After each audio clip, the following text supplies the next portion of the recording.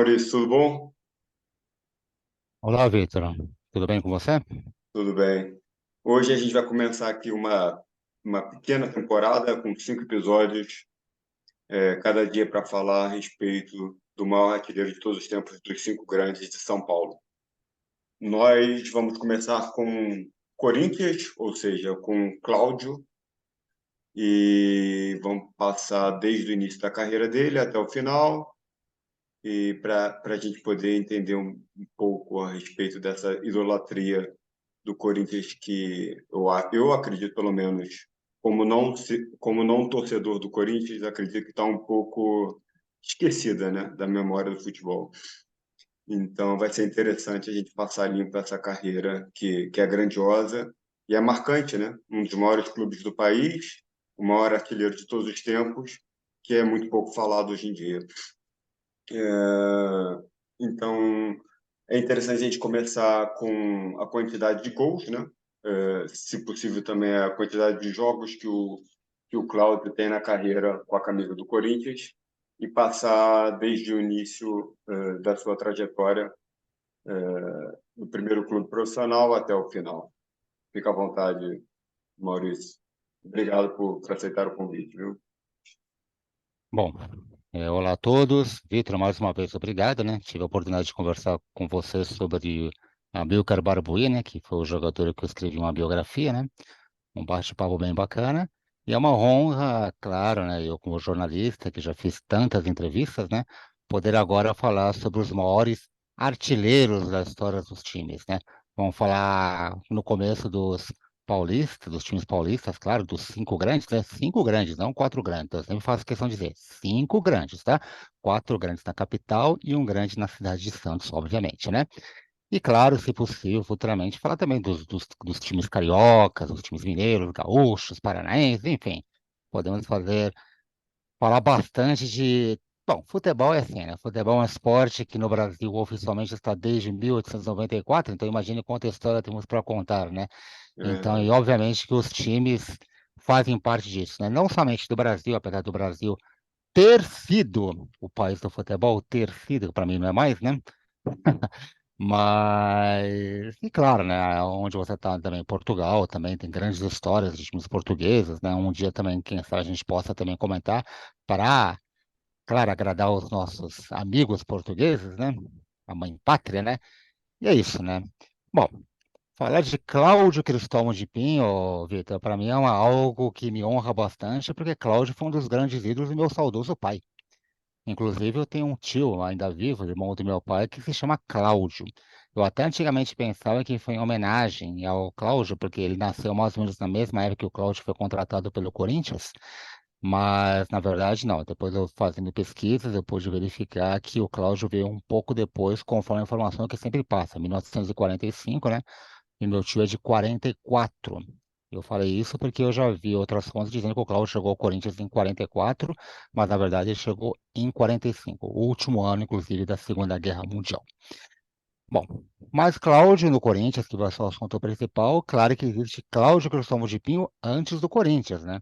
O Cláudio, na verdade, quando ele chega no Corinthians, ele já tinha uma carreira, uma boa carreira, não vou dizer uma carreira consagrada como ficou depois, mas ele já tinha uma carreira, já tinha feito muita coisa interessante. O Cláudio, Vitor, para você ter uma ideia, ele nasceu no dia 18 de julho de 1922, no ano do centenário da independência do Brasil, né? Faltando quase 2 meses para realmente ser o centenário oficial. 7 de setembro, né? E ele nasceu em Santos, né? E de acordo com algumas informações que eu tenho, né? Para você ter uma ideia, 22, então o Cláudio, se tivesse vivo, já seria um jogador, uma pessoa com com 101 anos. Podia até estar Sim, vivo, né? É difícil uma pessoa passar dos 100 anos, mas sim, por que não? Poderia estar vivo, né? Seria sim. até uma honra para mim, porque eu poderia anos atrás tê-lo entrevistado, ainda mais uma pessoa que fala tão bem como ele. Mas como eu disse, ele nasceu em Santos em 18 de julho de 1922. Pela algumas fontes que eu tenho, parece que ele era filho de portugueses, parece que ele morou um período muito curto na infância em Portugal, aí mesmo Portugal onde você está, mas logo em seguida retornou ao Brasil, não sei se foi a trabalho, porque o pai dele foi trabalhar, não sei exatamente o motivo, é apenas uma informação que eu tenho, né? Sim, isso na infância, E eu- né? É. Mas o Cláudio praticamente se criou em Santos, né? Jogava nas praias de Santos, né? Inclusive ele se tornou depois um grande jogador de tamborel, né? E De quê? ele Desculpa, era desculpa, tamborel, tamborel, tamborel. o que que É, seria? rapaz, é um esporte que podemos até pesquisar depois, né? É um esporte de praia, né? Eu não sei Aham, muito explicar o que é, mas ele jogou tamborel mais depois quando estava aposentado, né? entendi. E claro, o Cláudio, ele começou a jogar na Várzea Santista, né? Praia também, né? O que era comum, né? Como acontece no Rio de Janeiro também, uma cidade praiana, muitos jogadores também desenvolvem seu futebol na praia, diferente aqui de São Paulo, que não temos praia, né? Uhum, Era mais na várzea mesmo, ou clubes mais aristocráticos vamos dizer, em colégios, né? Isso muito no entendi. amadorismo, né? E o Cláudio começou na Várzea Santista, né? E ele sempre foi baixinho, né? Ele tinha 1,62 m, né? Acho que foi a altura máxima que ele chegou, né? E ele era muito franzino, né? No começo de De- carreira, né? Desculpa, Né? você diz que ele tinha 1,62 porque Sim. o, o chamado polegar é o Luizinho, né? O Luizinho é mais alto que ele, então, 2 centímetros não? mais alto. O Luizinho, a referência que eu tenho ele tinha 1,64 m de altura. Porque Mas nas fotos pode falar. é engraçado ele ser o polegar, então, porque o polegar, É, então, nesse caso, seria o próprio Cláudio, né? Que ele é menor ainda. O Cláudio, na verdade, ele ficou mais conhecido pelo apelido de gerente depois, mas também o pessoal chama ele de baixinho. Ele também era Hum, conhecido por esse apelido, né? Ele, diferente do Luizinho, que era Luiz Trujillo, né?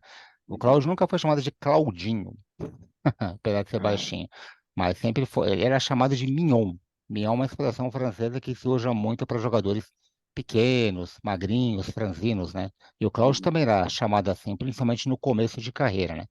E como eu entendi. falei para você, no início ele era baixinho e magrinho também. E quando a gente olha as fotos do Corinthians, né? Naquela época, por exemplo, né, eu já estou me adiantando no Corinthians, mas só para deixar bem claro, né? Geralmente, quando os jogadores campeões eles se perfilavam com a faixa do título, né? Eles colocavam o primeiro goleiro e depois ia seguindo o jogador do mais alto até o mais baixo, né? E se Uhum, você pesquisar nas fotos dos times do Corinthians campeões, né, principalmente os de 51 e 52, que tem esse tipo de foto, né, você vai ver que o Cláudio é o último jogador que aparece na foto, depois, inclusive, do Luizinho. entendi, Acho que, entendi. no caso, em 51 é seguido pelo treinador Rato, né, o José Castelli, né, o antigo jogador Rato, e no caso de 54, né, já em 55, é seguido pelo Oswaldo Brandão. E era isso, começava com o goleiro, terminava com o treinador, mas a sequência era dos jogadores do mais alto até o mais baixo. O Cláudio E- sempre vinha depois do Luizinho. Mas, Isso que eu falei. só de Pode falar. curiosidade, mesmo o goleiro Sim. não sendo o mais alto, começava pelo goleiro ou o Não, goleiro começava com ele. Começava com sempre ele. com o goleiro? Porque, Por porque exemplo, o muitas time vezes o campeão zagueiro. paulista o time campeão paulista de 51, quem jogou Aham, nos últimos jogos não foi o Gilmar, foi o Cabeção.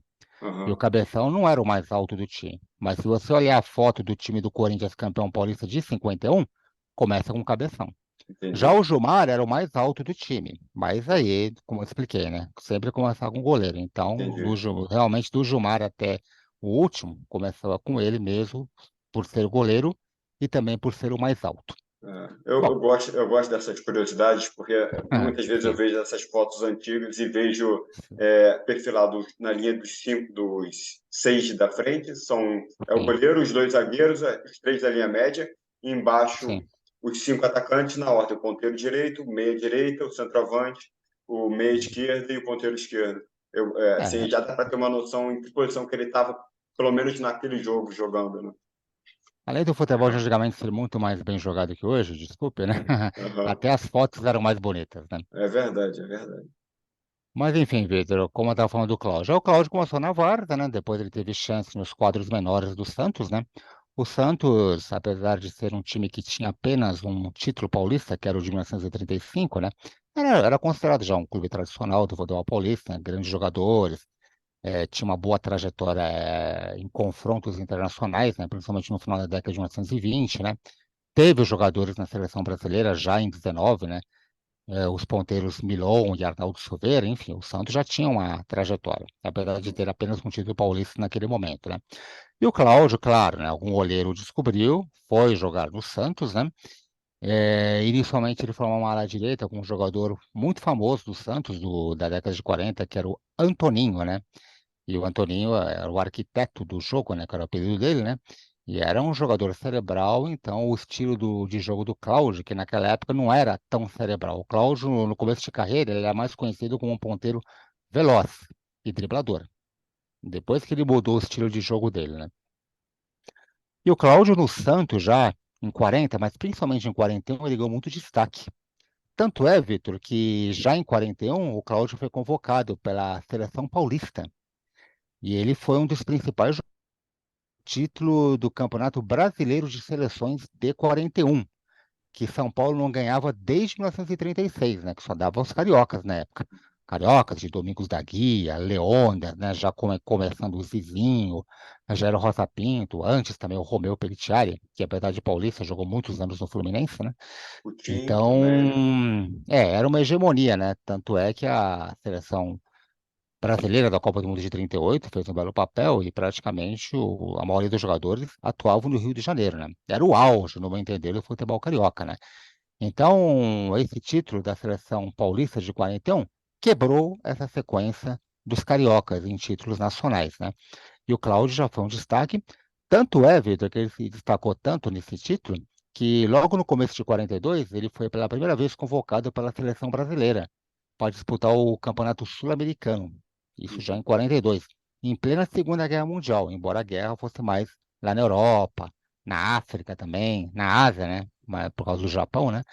Mas aqui na América do Sul não tinha conflitos militares. Então ainda se dava o luxo de poder haver, né, esse tipo de disputa, como foi o Sul-Americano de 42, né? E o Cláudio já foi lá para jogar junto com Pedro Amorim, Servilho, Pirillo, o próprio Zizinho, que também estreia pela seleção brasileira, né? Domingos da Guia, né? Brandão, Dino Pavão, né? Que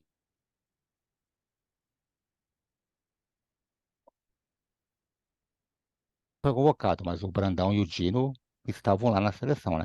Teve o goleiro Caju também, que se destacou muito no torneio, né? Caju, que era do Atlético Paranaense, né? Enfim, uma boa seleção, mas você sabe que naquela época a Argentina mandava, né? A Sim. Argentina, o River Plate, La Máquina, né? E Uhum. claro, com outros grandes jogadores de demais times lá do país também. Então, esse foi praticamente o início do Cláudio no futebol, né? Ele foi tão bem nesse período entre 41 e 42 que o Palestra Itália se interessou pelo empréstimo dele. E era o Palestra Itália terminando o Palestra Itália. Algo que a gente Sim. vai comentar bastante em nossa outra conversa, principalmente quando a gente falar do Heitor Marcelino, né? Uhum. E devido a essa questão da Segunda Guerra Mundial, né? A campanha que havia contra os italianos, os alemães, os próprios japoneses, né?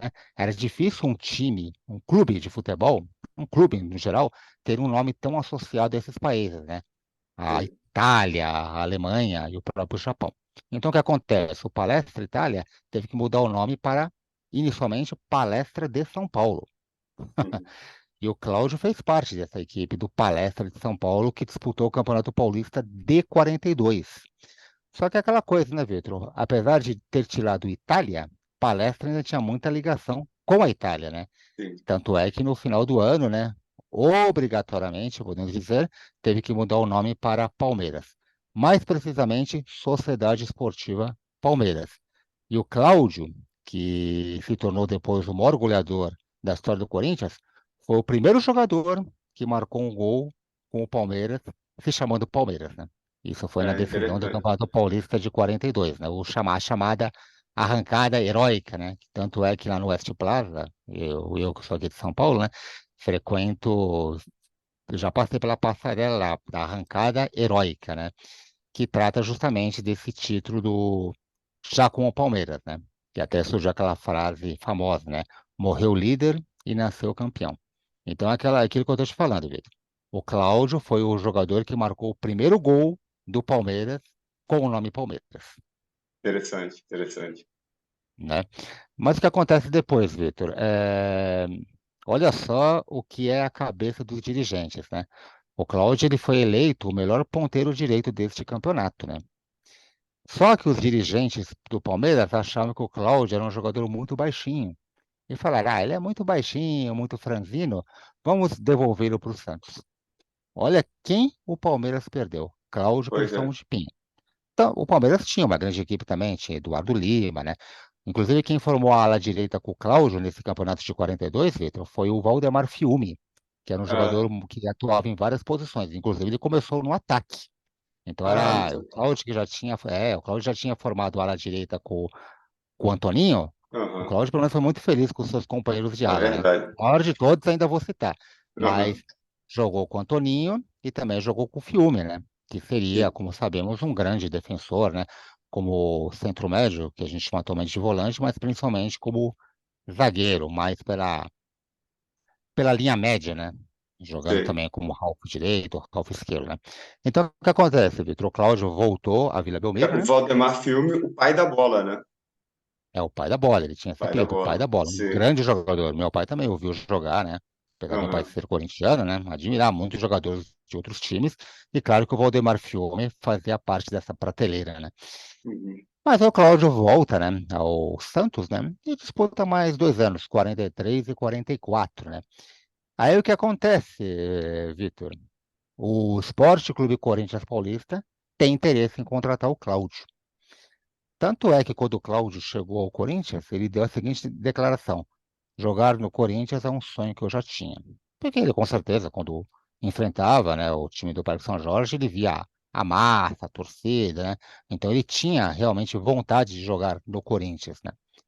Ele chega já em 45 para disputar a Taça Cidade de São Paulo, né?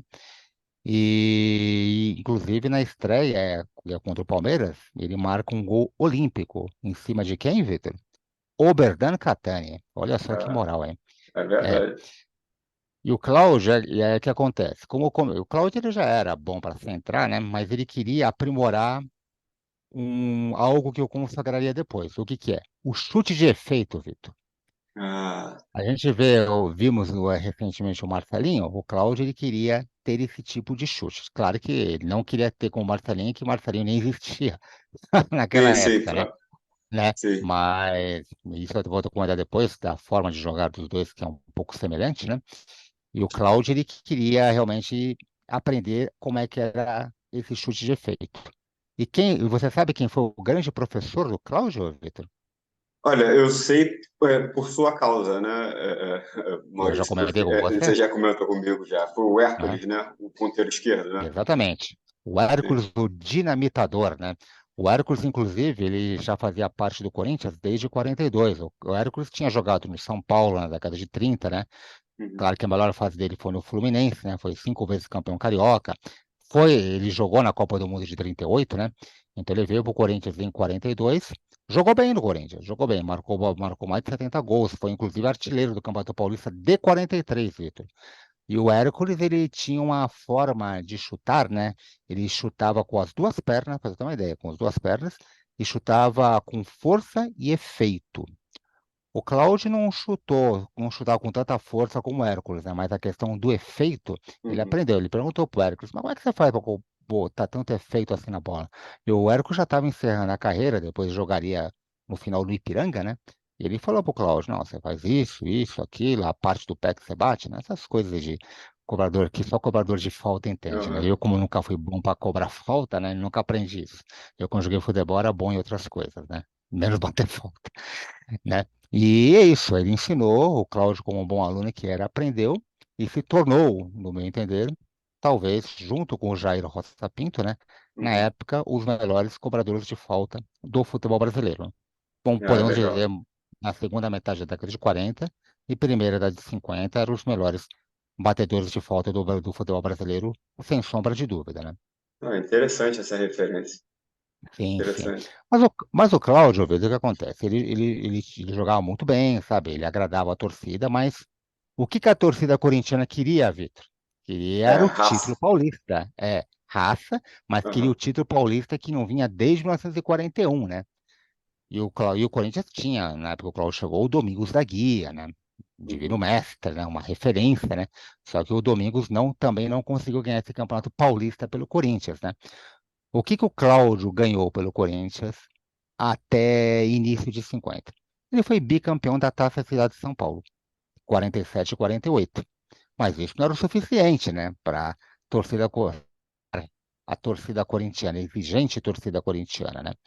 Aí no final de 49, né, começou a subir no time do Corinthians alguns jogadores que já vinham do Maria Zélia, que era um time do bairro do Belenzinho, né? Jogadores muito talentosos, né? Aí Qual o nome? subiu Desculpa. Qual o nome? Maria Zélia, Maria Zélia, Maria Maria Zélia. Zélia. E existe Uhum. esse bairro da Maria Zélia, que é lá do Belém. Eu conheço, inclusive. Eu tenho muita Ah, amizade com um morador da vila chamado Pedro Luiz Boscato. É um que sabe tudo, né? Do futebol desse tempo, né? E aí, esses legal. jogadores, né? Mas e uma fornada, né? Porque o time do Corinthians já estava envelhecido, né, Vitor? O Uhum. Servilho, Milani, Mário Milani, grandes jogadores, claro, mas já os jogadores já estavam para encerrar, né? E o Corinthians não ganhava esse título, né? Na época do São Paulo, do Leônidas, também, o próprio Palmeiras, que era muito forte também nessa época, Uhum. né? E o Corinthians não conseguia ganhar esse campeonato paulista, né? Aí, no final de 49, o presidente Alfredo Inácio Trindade falou: "Não, vamos subir esses jogadores, né? Para ver se a gente muda alguma coisa." É, como eu te expliquei, né? Aí subiu o Cabeção, embora o Cabeção não veio da Maria Zélia, mas ele chegou a jogar. O Cabeção começou no próprio Corinthians mesmo. Veio Roberto Belangeiro, Uhum. veio Nardo, veio Colombo, né? E o Colombo, era um ponta esquerda, e ele formava a área esquerda com o Luizinho. O Luizinho, algumas pessoas não sabem, que ele era meia esquerda. O Luizinho, inclusive, era canhoto. Ah, é? Canhoto. É, o Luizinho não era Engraçado. destro, era canhoto.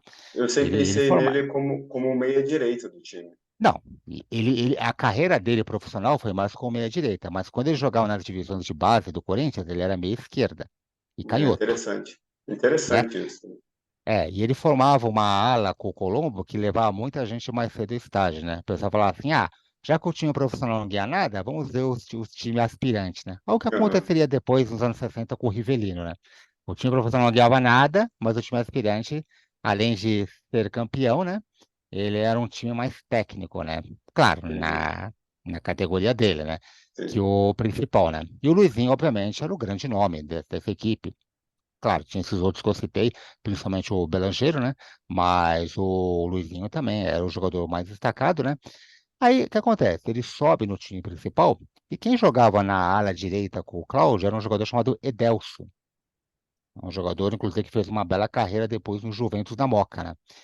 Mas o Cláudio E sempre como ponteiro, né? O Cláudio nunca como O meia Cláudio direita. sempre com ponteiro, não, sempre com um ponteiro direito. Sempre. Uhum. Embora a forma de jogar dele, indo mais para o meio, né? Sei.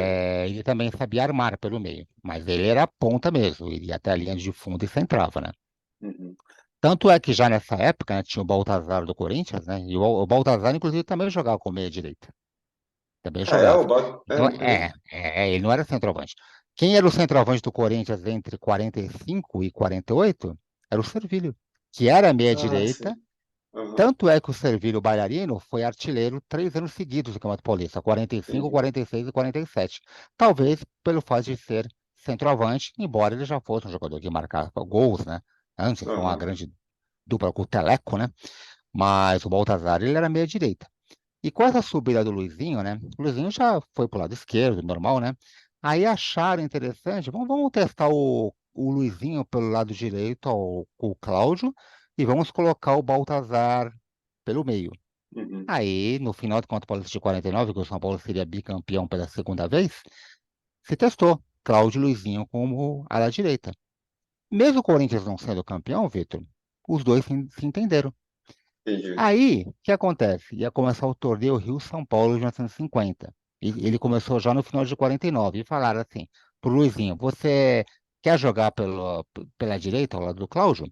Ah, Luizinho, eu quero estar em campo, com certeza, né? Uhum. Aí foi aí, Vitor, que eles começaram a treinar uma jogada que virou marca dos dois, a chamada tabelinha. Aham. A tabelinha que tanto consagrou Pelé e Coutinho depois. Eles faziam uma Sim. tabela pela direita, envolviam as defesas adversárias, né? Tanto é que o Corinthians, no Rio São Paulo 50, não era aquele timaço que seria depois, mas foi campeão. Inclusive derrotou o Vasco no Pacaembu por 2-1, e era o Vasco do Do Expresso da Vitória. Expresso da Vitória. E Ah, sabe em quem jogava no 50? Vasco, né? Foi, Em foi no ano 50. de 50?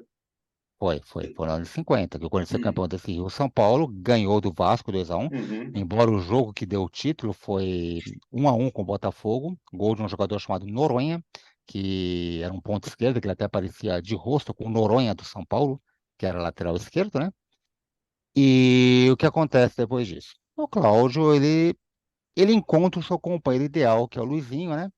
Cláudio numa grande fase, Luizinho também. Cláudio era o capitão da equipe, né?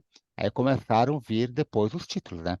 Campeão paulista de 1951, no time dos 103 gols, né? Cláudio tabelava com o Luizinho, centrava e Baltazar marcava de cabeça.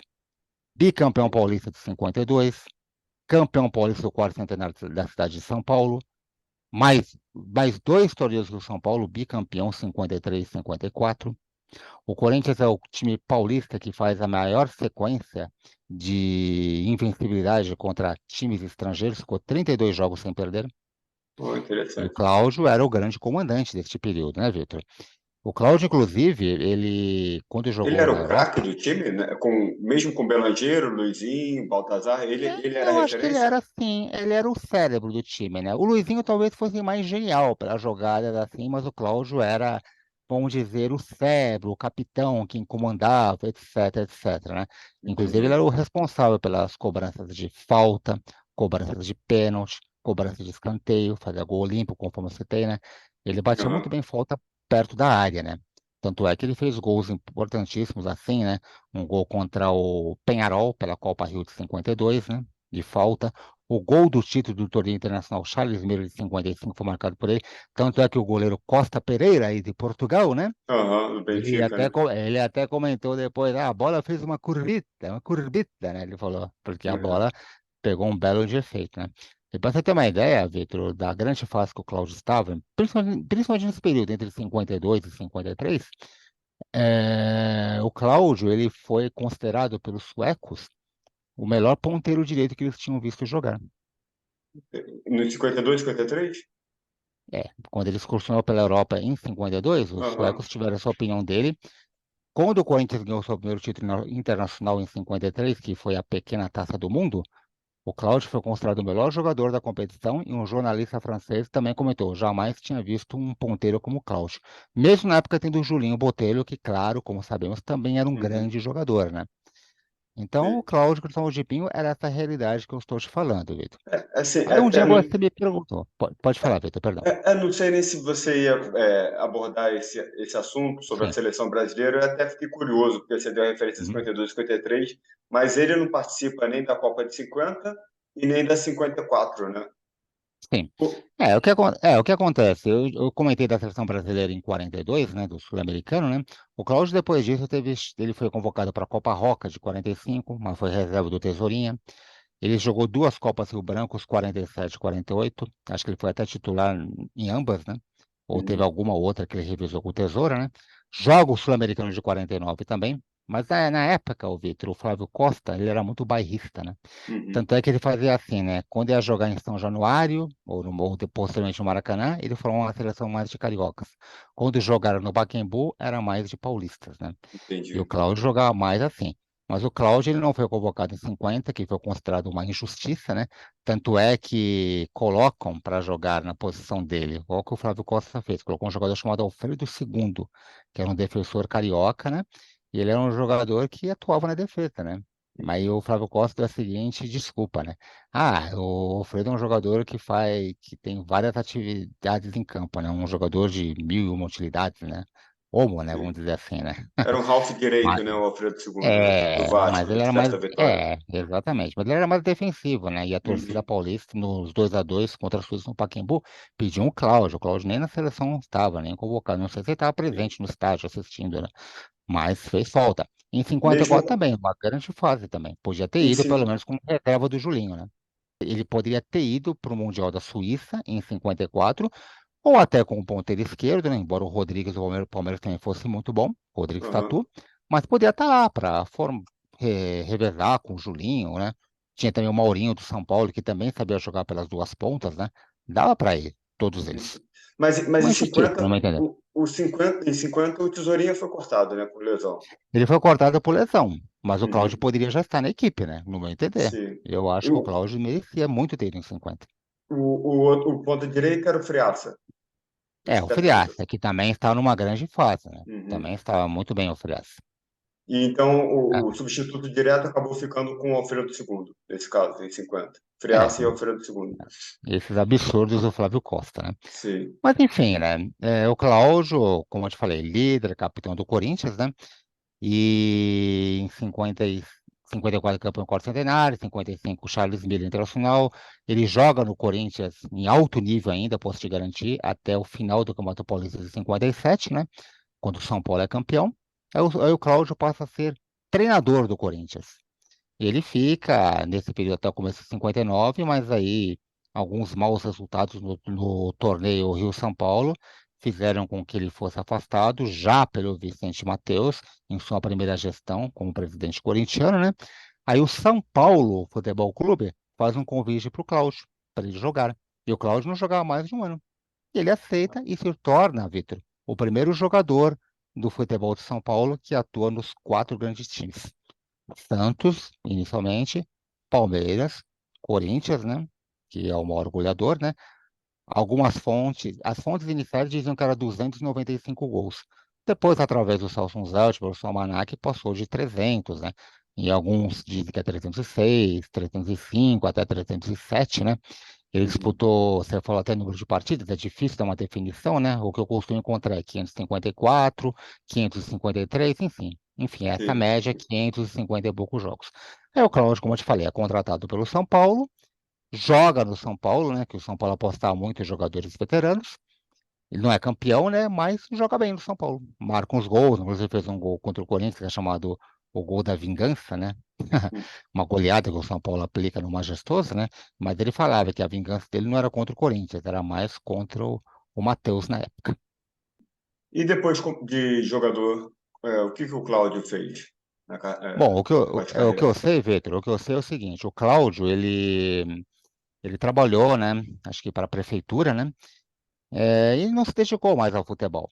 O que o Cláudio fez, o que é da minha recordação, que até estive nesse jogo com meu pai, foi uma partida no Pacaembu contra o Corinthians Casuals, né, uma homenagem aos veteranos que o Cláudio jogou. Foi muito aplaudido, que ele fez até alguns lances bons na partida, né?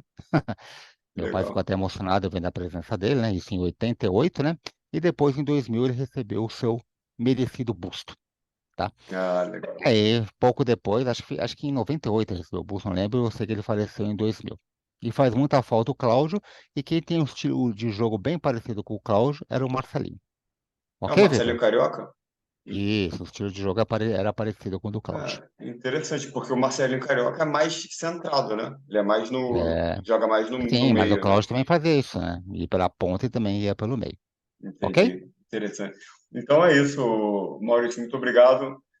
Esse foi o nosso primeiro episódio aqui sobre os maiores artilheiros da história dos clubes paulistas. E depois continuaremos com Heitor.